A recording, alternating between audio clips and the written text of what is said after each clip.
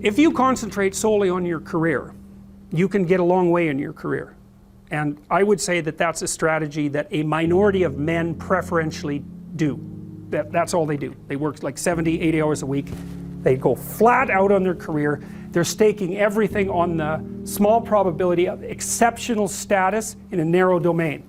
But it's hard on them. They don't have a life. It's very difficult for them to have a family. They don't know how to take any leisure activity. Like, they get very one-dimensional. Now, it may be that unidimensionality is the price you have to pay to be exceptional at one thing, right? Because if you're going to be something like a genius level mathematician and you want to do that or a scientist, say, it's like you're in your lab all the time, you're working 70 hours a week or 80 hours a week, you're smart, you're dedicated, you're unidimensional, and that's how you get to beat all the other people who are doing that. It's the only way. But the problem is you don't get a life. Now, if you love being a scientist and you have that kind of focus of mind, well, first of all, you're a rare person, and second, you're going to pay for it.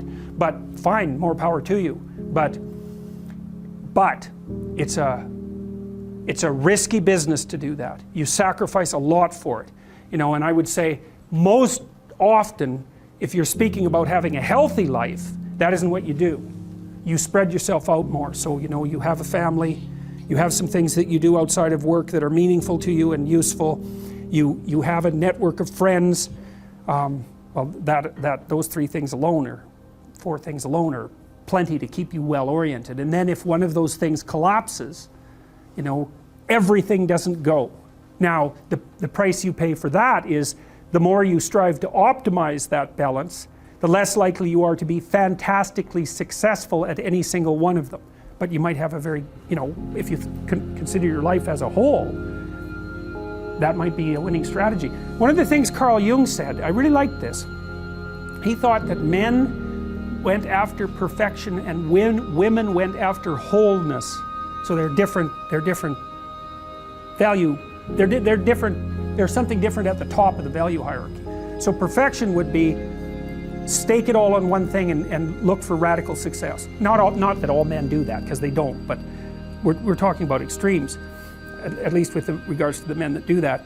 The wholeness idea is more like, well, I want one thing in my life to be 150%, or I want 5 things in my life to be 80%. Well, there's a lot more richness in a life where you have 5 things operating at 80%, but you're not operating at any of them at 150%. So, and I really believe this because I've watched men and women go through their careers now for a long period of time, and one of the things there's lots of things that produce this. But one of the things that I've noticed is that mostly women in their 30s bail out of unidimensional careers. They won't do them. They won't put in the 80 hours a week that they would have to put in order to dominate that particular area. And it isn't, the reason that they won't do it is because they decide it's not worth it.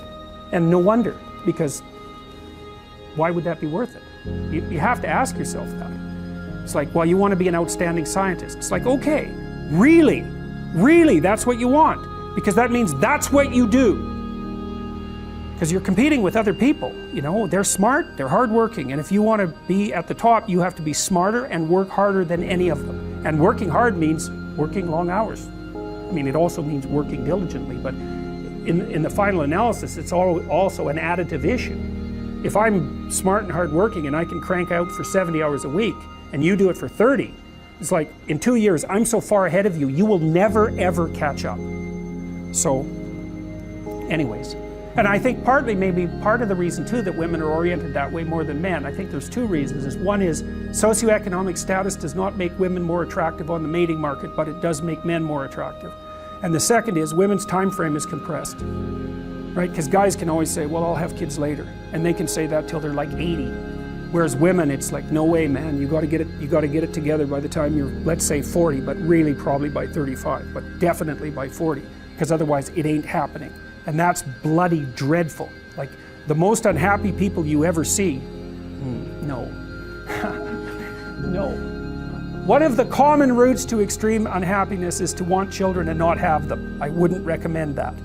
You know, you see couples who are in their 30s. 1 couple in 3 over the age of 30 has fertility problems. That's defined as inability to conceive after 1 year of trying. 1 in 3. It's worth thinking about, because people are very, very unhappy if they want to have kids and then they can't. Man, you're in the medical mill for 10 years if that's what happens to you.